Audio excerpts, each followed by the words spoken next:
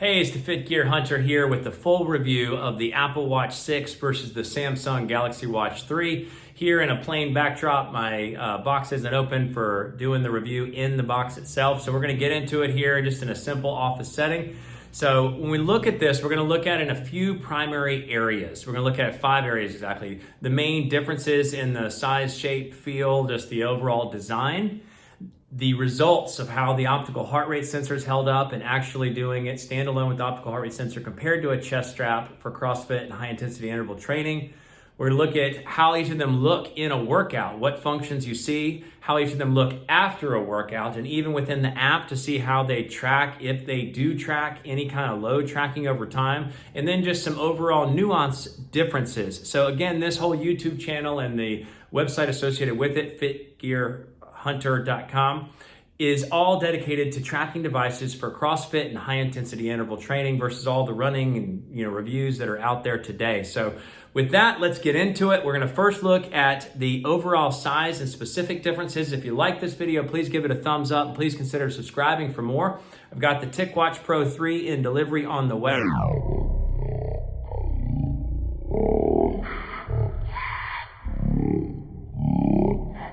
Okay, looking at these watches side by side. So obviously the Samsung is 47.3 millimeters wide, and the Apple Watch, although it's 44 millimeters top to bottom, it's 37.8 millimeters wide. So it's clearly, a lot thinner and smaller of a watch. If you look at the thickness differences, so you can see the overhang between the two and the overall design differences. The Apple Watch 6 is 13.2 millimeters thick and the Samsung Galaxy Watch 3 is 13.6. So they're about the same in their overall thickness, and the weight of them is similar. So the Apple Watch 6 is 66 grams, the Samsung Galaxy Watch 3 is 71 grams. So really similar there.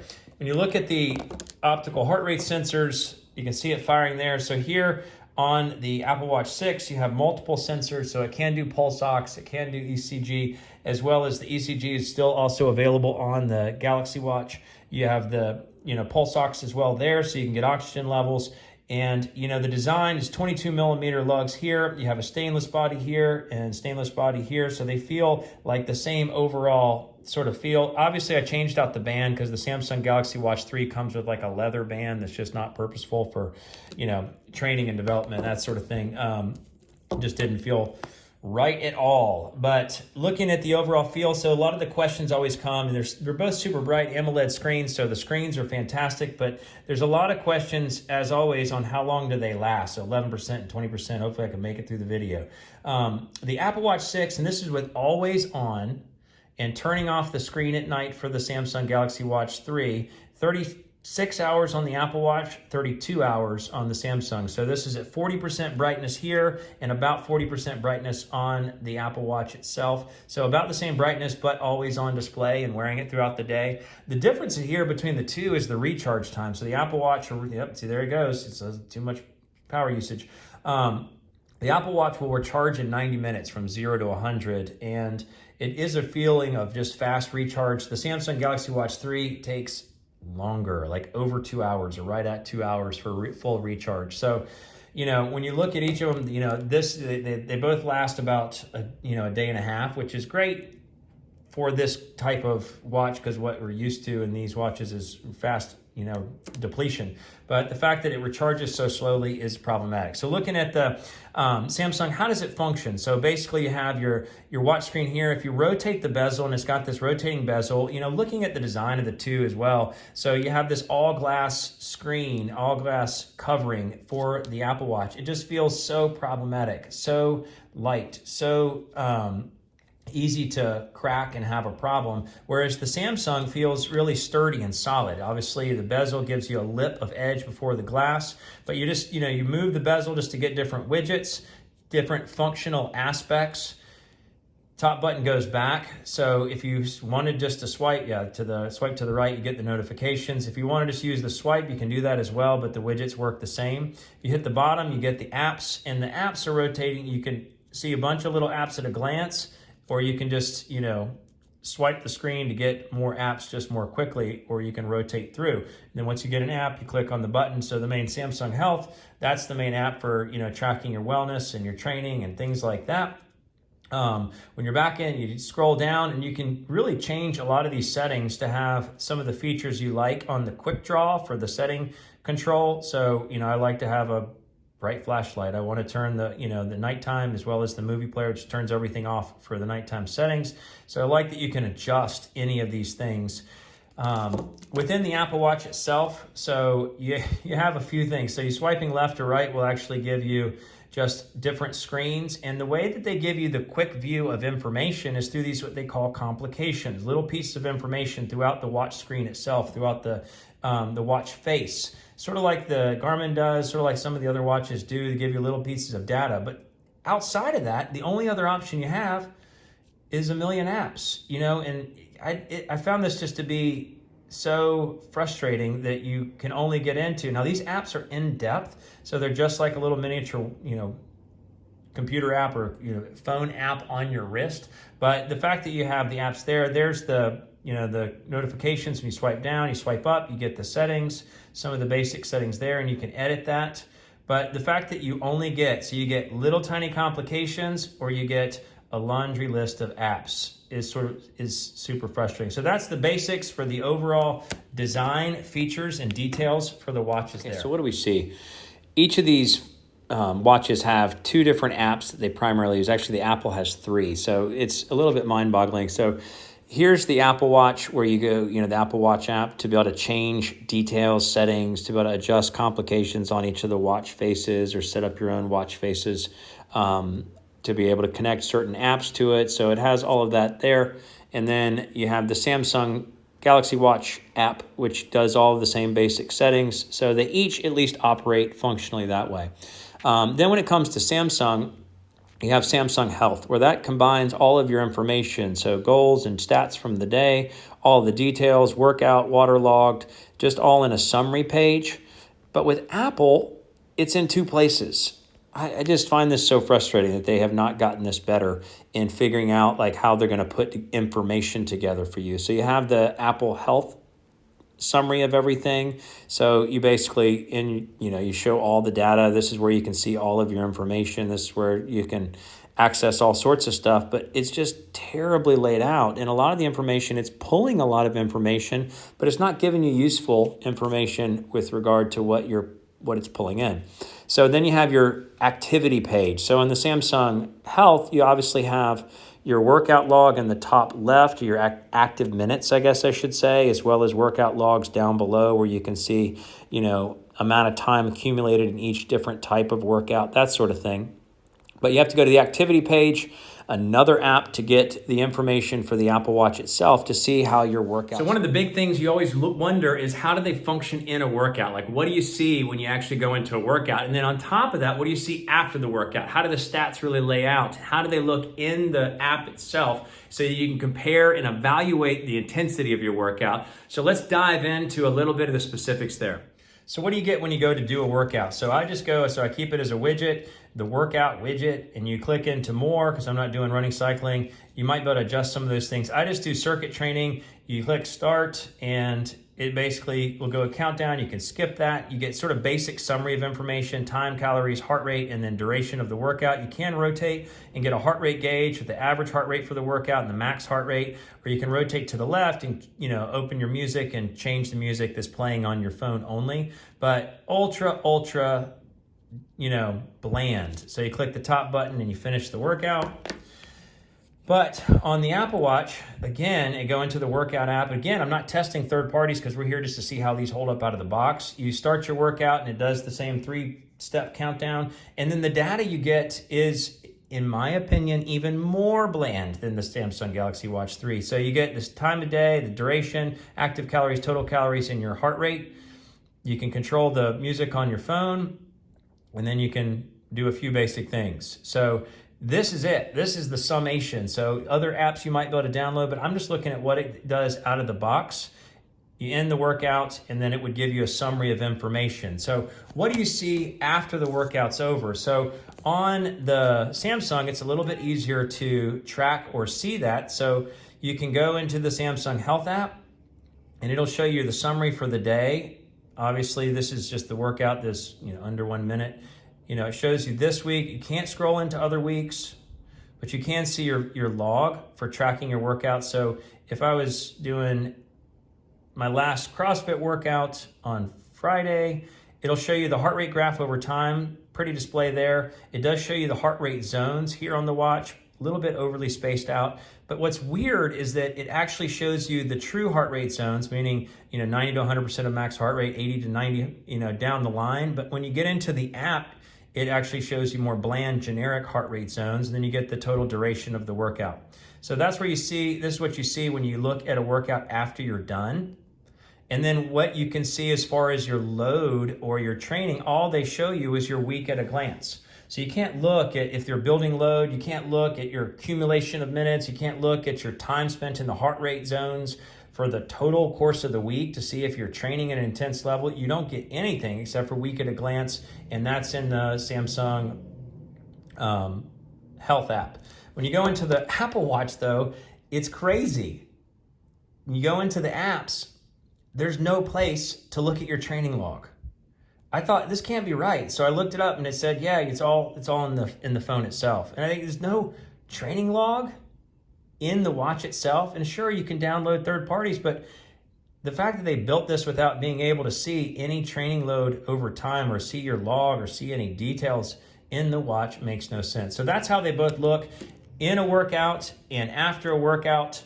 Let's get down to it and see what the workouts look like. So this is how a basic workout, this is the CrossFit workout from Friday, which I just think, man, this is super simple. Where's the heart rate zones? Where's an accumulation? The heart rate graph is not even that great. You can see your recovery over time.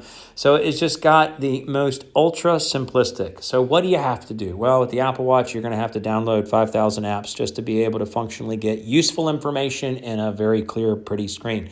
So this is what it looks like after a workout. This is the summary of detail, and this is the basic summary of detail minus the heart rate graph that you would get in the watch after a workout. So I have found the Health Fit app to be more useful for tracking information. So here's the workout from Friday. So you can see that it does track, a clear heart rate graph over time, but it also, you can see things in the middle like the training load, average heart rate, and then on the bottom, you can get your heart rate zones and the proper categories.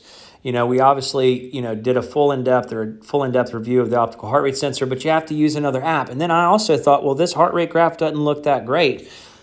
So I got another app, and you have to find another one to try to see what the heart rate graph could look like if it was shown in the heart rate zones. Like if we look at that specific aspect. So there's the workout again. So here's the workout from Friday. So again, here's what it looks like on the little bit more generic visually Health Fit, but Health Fit at least has given you some of these stats and heart rate zones. And here's how it looks on another app. Or great, it started at the top again on the Cardiogram app to be able to see the heart rate over time. So lots and lots of apps. So how does it look when you finish a workout on the Samsung? So I usually just click in this top left to see your active categorization, and at the bottom is where you would see your workouts. So it didn't show it there very clearly, so we will look to see it down below.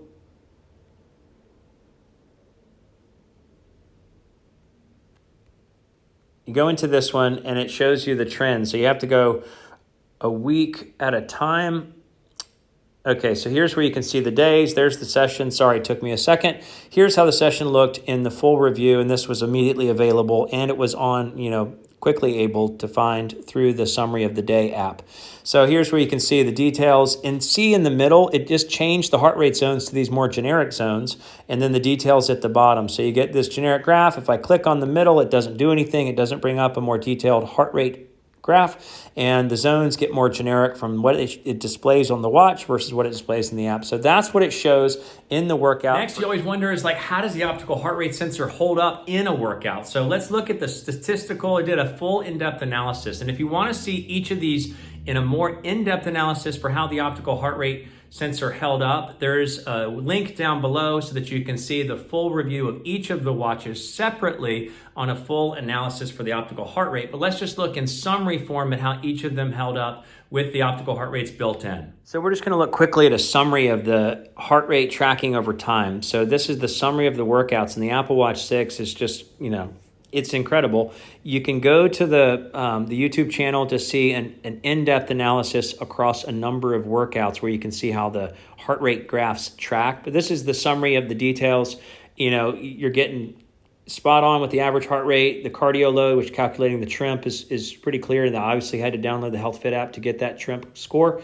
The Zone 5, 100%. Obviously had to download the HealthFit app to get the zones. And the Zone 4 and 5, really accurate. The Samsung Galaxy Watch 3, not quite as accurate. So it did over-track the average heart rate. It doesn't have any TRIMP score, cardio load score, and the Zone 5 is coming in low. So the Zone 4 and 5, which is 80% or more, is tracking more correctly, but the Zone 5 ultimate highest level of heart rate is not picking up correctly. So when you look at the final score, the Apple Watch 6 is unlike anything I've tested. At 98% accuracy, it is incredible. It's just tragic it's in the design it's in and lacks all the analytics. But the Samsung Galaxy Watch 3 is at 67%. So when you're looking at these watches, these are the differences, but how the optical heart rate functions when it comes to CrossFit training standalone. Next, we want to look at how do they hold up when it comes to sleep, wellness, recovery, just the deeper analytics for, are you recovering enough? Are you resting enough? Are you prepared for the next training cycle? Because as we're doing CrossFit and high intensity interval training, that takes an incredible load on the body. So we want to be able to figure out and evaluate how the watches or the apps themselves can help us. Okay, so what do we see for wellness? When you come to these two, the Samsung just feels so much better for access to basic information. So you can get the sleep widget. It doesn't give you a sleep history. So if you didn't track it last night, you don't see anything here and you can't access a record book of sleep other than like a summary of the time of sleep. So you click on that and it'll show you your efficiency, your sleep time. It really shows you the good zones. And you can see this in the app in a second, and it shows you your time over the course of the week, the average versus last week. But the best part is that you can see the amount of time in different stages of sleep to see if you're tracking alongside. You can see the bars for tracking it versus averages, percentage wise. The other thing that it does well, or does at least somewhat, is it tracks your stress over time. So you can see it in the summary of health app, or widget, I should say. But you can also, so there's the pulse ox. The pulse ox here I don't find very useful because it's, a one-time shot. It doesn't measure it at night to see if your oxygen level. So you can click into that, not click the breathe exercise, and it'll show you your stress over the course of the day. So it's not super detailed, but it will give you at least your stress tracking, and then it will show you your stress compared over the course of weeks. But again, you can't look at last week, so you can see your trends, but on the watch itself, you can't see, other than a simple summary, you can't look backwards at all. So you can only see this bit. So that's the wellness here. So you have sleep, you have stress, you do have pulse ox, but functionally, I just feel like that's not useful. What do you see on the Apple Watch? Again, unbelievable. Just not much at all. So you can go into the sleep app, time of sleep, great. Nothing, no details. So last 14 days, it'll tell you a general trend, but your bedtime, your routine, you can change your schedule, but what is that? That's nothing. So again, your sleep and wellness is nothing on the watch itself. So let's look at the app, because that's all you can do here. You can obviously track your pulse ox in a one-time setting, or you can do ECG. With either of these, you can do ECG. But when it comes to just training for like a fitness development, like we're trying to track on this site, it doesn't have anything on the watch itself for seeing how your health and wellness is growing, other than super simple metrics. So what do you get with regard to sleep and wellness? Well, here's the Samsung. So obviously you can see in the top right that it said I got a poor night of sleep. Not really helpful, because I got more sleep than I have gotten in a week or so. But you can see the details here in the middle, and you can click on that and you can get the more in-depth stats of the efficiency, the awake time, amount of time spent in deep sleep, calories burned, if that was helpful at all. And then you can see up at the top, you can switch to trends and see your trends over time. I haven't been using this watch as much to track sleep, but this is actually how it breaks it down. So I'm glad that it gives you the primary stages of sleep, but that poor rating at the top is not accurate because I got a great night's sleep. So that doesn't make any sense. So the other is in the middle. So again, I clicked in the very middle of the screen. So in this down little tiny pages, you can get your stress level. I do like that it shows you your stress over time. It can give you a chart of that. That's actually helpful for seeing if you're stressed. And I do like that it gives you a chart over the course of weeks so that you can see, like last Wednesday that's accurate. I was really stressed that day, but it is properly picking up my stress levels so you can see the range of stress and how to plan your body around the stress that you're seeing. What do we see when we go to the Apple? So those are the two primary pieces. I know it does pulse ox, I know it does ECG, but primary pieces for health, wellness, I do look at sleep and stress. So what does the Apple give you? Well, let's go here. You look at again, this is the Apple Health. What do you get? Well, you can go into, it's usually listed as a favorite, so you can see your sleep. You click on that, and what do I mean, it's like, where's the detail? The first time I tried this, I thought, well, where's the deep, light, REM? Where's the sleep score? Nothing. I mean, it's just so terrible. It's shocking. It's like, how could they announce that they're tracking sleep now and give you this kind of bland information? So show more sleep data. See that on the screen? You think, okay, well, there it is. Nothing. I mean, nothing. It's craziness. So the sleep is useless. What other information can you pull? So you can show all health data. So here you can see lots of information. So let's just take a sleep or a stress level tracking, heart rate variability. So it'll show you little blips of time and you can see it one day at a time, but it is not helpful. So it's tracking heart rate variability over time. Well, what Garmin does is tracks this into a body battery, and you can see specifically how it is wearing your body down over time to have high heart rate variability, which just means high stress. And it doesn't give you any information there to really show you if your stress is different other than that graph over time. The biggest thing I'm most frustrated about was, so your blood oxygen, it is tracking the blood oxygen, show more blood oxygen data. Again, not a whole lot, but at least it's tracking it for different days over the course of the day, or more specifically at night. So it's picking that up and using that function at least in a reasonable fashion. So the other thing is the sleep is basically absent. You cannot count on the sleep. So the best app is the Auto Sleep app because it tracks your sleep automatically, and it does a great job. So this is last night's sleep. It's tracking all these categories. You can see the chart right there in the middle of how the sleep was and the different stages for the sleep. You can click on the detail screen. You can see light, still, deep. Great, fantastic, efficiency, health report. I mean, this is, SpO2 report. So it pulls in information, but it's just not native to the Apple Watch. And you can even hit the Today button and it'll show you your readiness score. So like, are you rested and recovered based on how your sleep was and how much time you spent in sleep?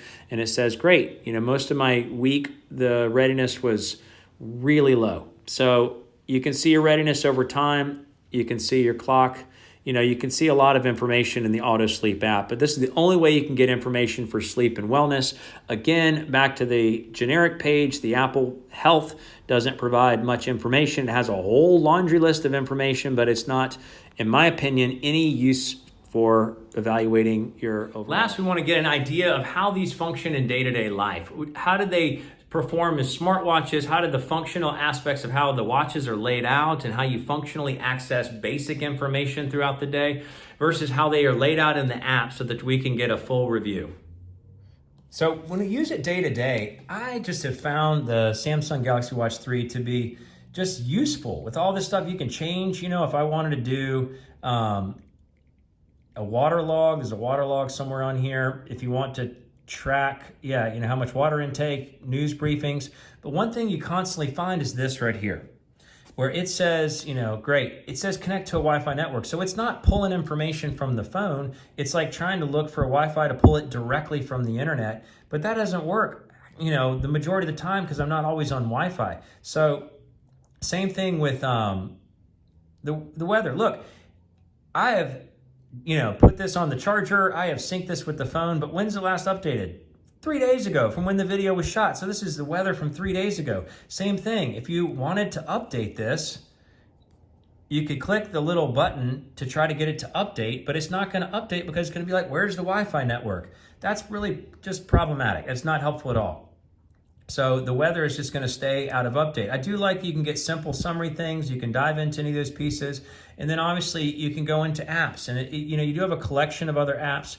It's easy to get to information. So that's what I would say about this, is that it does have a good collection of baseline apps, the most simple being the Samsung Health, where you can get a summary of your day, summary of your stats, where it just all in brief form. But when I look at the Apple, what does it offer? The Apple Watch offers complications, so you can see little details and you can change what the data fields are. This one has 8, so 4 on the outside, 4 in the middle. And you can change how the watch looks. I don't actually, thinking about that, that's a good point. I don't love the watch face. I don't love the watch faces that are made available on the Apple, but I love the watch faces that are on the Samsung because I feel like they look like a watch. It looks sharp. It's not, they're not trying to pack in a bunch of complications because they got the widgets for that. But the Apple Watch, it's just trying to pack in information here. When you swipe left to right, you can change it, but all of them just look like, that's all right, I guess. I mean, that's a fair one. I mean, the screen quality is visually beautiful, but overall using it is just not as functional. It just doesn't give you as many options as I would want myself. So again, you have the watch, you have your little complications, and then you have a sea of apps. And yes, the apps are great. So you can see, this looks just like it does on my phone. You can go in, you can see functions, it's got the compass, it'll take time to calibrate, but really pretty, very pretty stuff. And the apps themselves will show you in-depth aspects. Like we can see the auto sleep, this tracked last night, it gives you sleep quality. So the auto sleep is a great app. And we looked at it briefly in the sleep and wellness section. So this is fantastic, but man, Apple's got nothing out of the gate. So you have to look for these third parties, but you can see a lot of details, when you go into the map aspects, no, that's not what I wanted. You don't have, mapping on the Samsung Galaxy Watch. So again, you can see a lot of stuff through these apps. So you can get a lot of information, but I just think it's just not exactly for me. So let's come back together for a full review. Okay, so in summary, looking at the Apple Watch 6 versus the Samsung Galaxy Watch 3, what do I think about each of them when compared to each other? So obviously the phone functionality, the phone connection, and the miniature computer feeling of the Apple Watch 6 is great. Obviously the optical heart rate sensor on the Apple Watch 6 is unlike anything I've tested, that it is comparing relatively exactly alongside a chest strap, which is unlike anything that I've seen. Obviously, within the Apple Watch, the battery holds about the same time, but the recharge time is faster. And, obviously the capabilities are pretty extensive, but what I really didn't like about the Apple Watch is pretty extensive. So the list is pretty long.